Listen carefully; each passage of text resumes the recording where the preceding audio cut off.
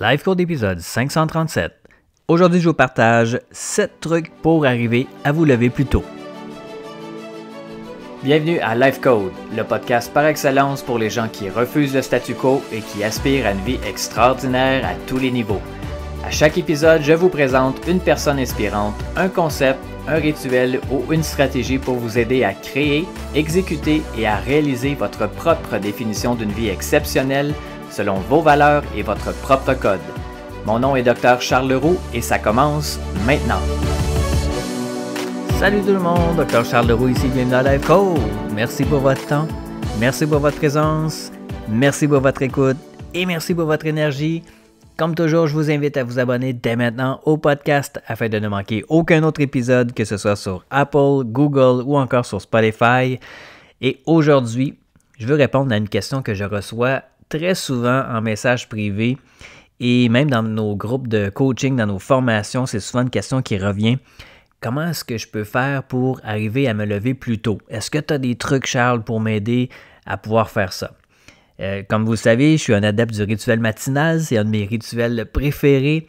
Je me lève relativement tôt le matin. En fait, pour la plupart des gens, c'est beaucoup trop tôt, mais pour moi, je trouve ça fantastique. Habituellement, je me lève à 5 heures du matin et j'ai un rituel qui dure entre 60 et 75 minutes qui comprend l'activité physique, la lecture, la méditation, principalement écrire dans un journal aussi.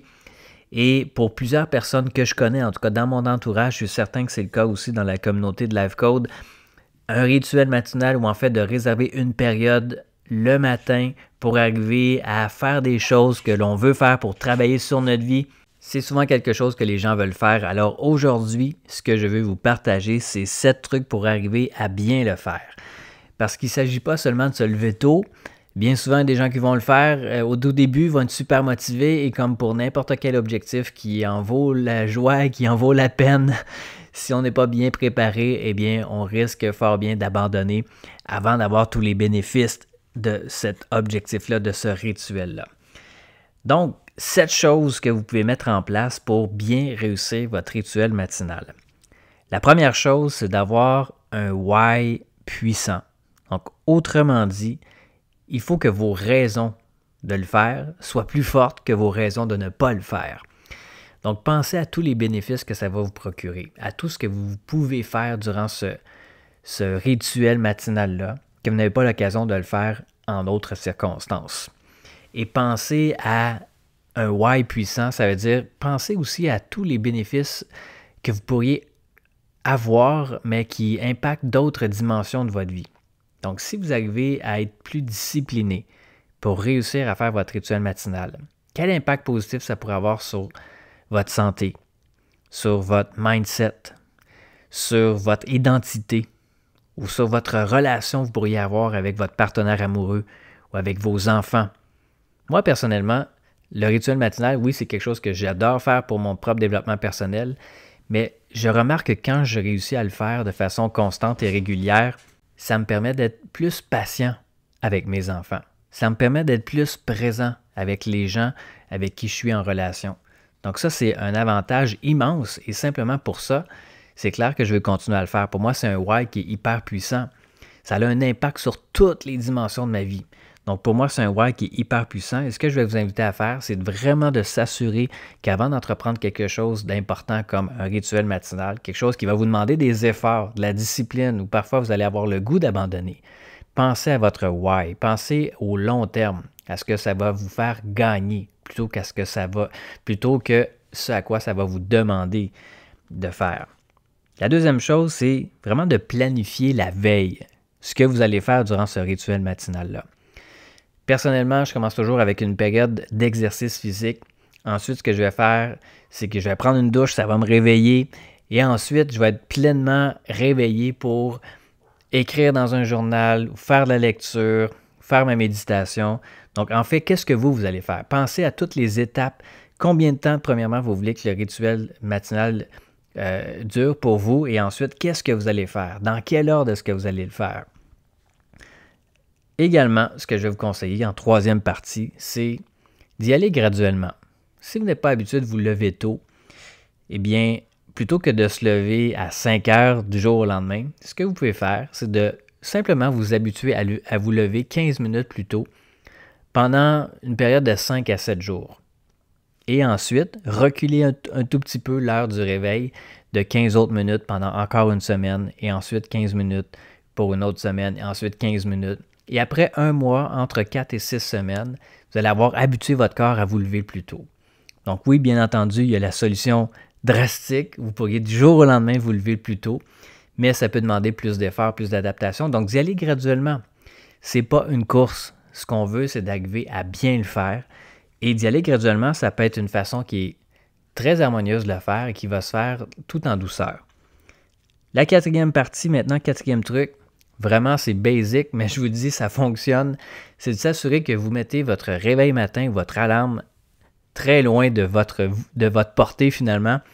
S'assurer que ça soit à l'autre bout de la pièce ou dans une autre pièce carrément pour que l'alarme qui va sonner, parce que votre réveil va être très loin de vous, vous assurez que vous n'avez pas le choix de vous lever de votre lit. Et quand vous êtes debout, là, à ce moment-là, vous ne pouvez pas vous recoucher. Vous pouvez faire ça comme un jeu aussi, mais de s'assurer que vous mettez les chances de votre côté. Si c'est trop facile pour vous de peser sur snooze, c'est que vous avez peut-être plus de chances de ne pas vous lever plutôt que de vous lever également le matin.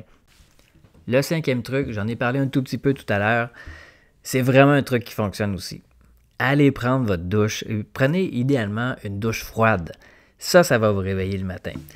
Ce que je fais, comme je vous l'ai mentionné, c'est que je commence toujours par bouger, donc une période d'exercice où je vais m'assurer de bouger quand même assez intensément. Parce qu'en fait, c'est prouvé aussi que quand on transpire, quand on fait un exercice qui est assez intense, notre cerveau sécrète un facteur qui s'appelle le Brain Neurotropic Factor. Donc, c'est comme le fertilisant pour le cerveau. Ça fait créer plus de cellules au niveau de votre cerveau. Ça fait grossir votre cerveau aussi.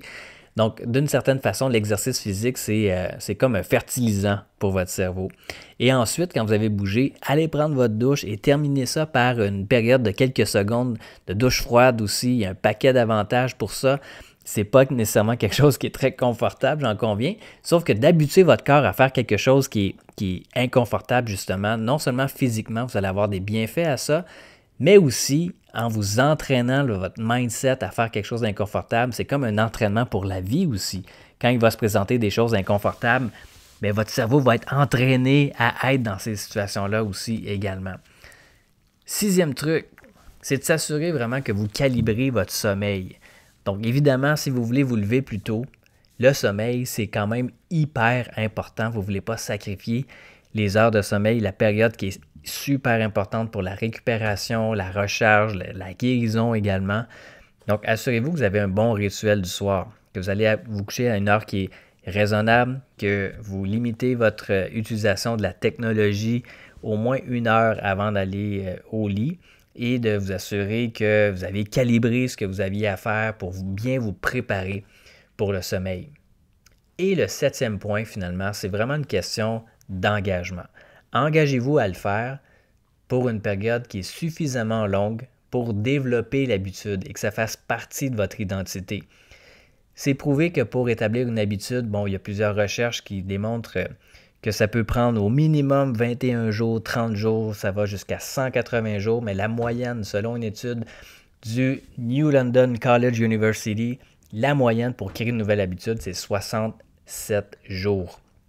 Donc, 67 jours, c'est la période où vous pouvez voir ça comme un jeu. Engagez-vous pendant 67 jours à faire votre rituel matinal avant de juger quoi que ce soit. Et après l'avoir fait, là, vous pourrez faire la rétroaction à savoir si oui ou non, c'était une bonne idée de le faire, quel bénéfice est-ce que vous avez obtenu, qu'est-ce que vous avez appris et ensuite, qu'est-ce que vous allez choisir de faire à partir de ce moment-là. Donc, est-ce que vous avez, un rituel matinal déjà? Est-ce que vous avez des trucs que vous voulez venir nous partager? Vous pouvez le faire soit en message privé, sur Facebook, sur Instagram, à Dr. Charles Leroux. Venez commenter mes publications, mes stories, ou encore ce que vous pouvez faire également, c'est venir rejoindre notre groupe Facebook Life Code Hackers et venez partager vos impressions par rapport à l'épisode d'aujourd'hui.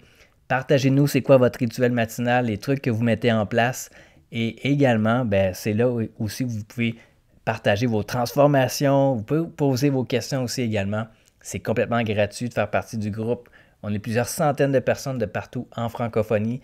Donc, pour ceux et celles qui veulent rejoindre le groupe, je mets le lien en note de cet épisode-ci. Sur ce, mes amis, passez une excellente journée et nous, on se reparle très bientôt. C'est tout pour l'épisode d'aujourd'hui. Merci énormément pour votre écoute. Pour en savoir un peu plus sur ma philosophie, mon Life Code 24/7, je vous invite à consulter le site internet charlesleroux.ca. Et je vous invite également à partager le podcast Life Code avec vos amis sur vos réseaux sociaux. Vous pouvez me suivre également sur Facebook et Instagram @Dr Charles Leroux. Et laissez-moi savoir ce que vous en pensez en commentaire, ça me fait toujours un grand plaisir de vous lire. Et finalement, assurez-vous de vous abonner au podcast Life Code pour ne manquer aucun autre épisode sur iTunes. Et vous me rendriez un immense service si vous vouliez m'aider dans ma mission de rejoindre le plus grand nombre de personnes possible, soit en mettant une review ou en laissant un avis sur iTunes et partager le podcast pour que le plus grand nombre de personnes possible puissent exécuter leur code de vie, créer un impact massif et changer le monde pour le mieux. Merci à tous et à très bientôt.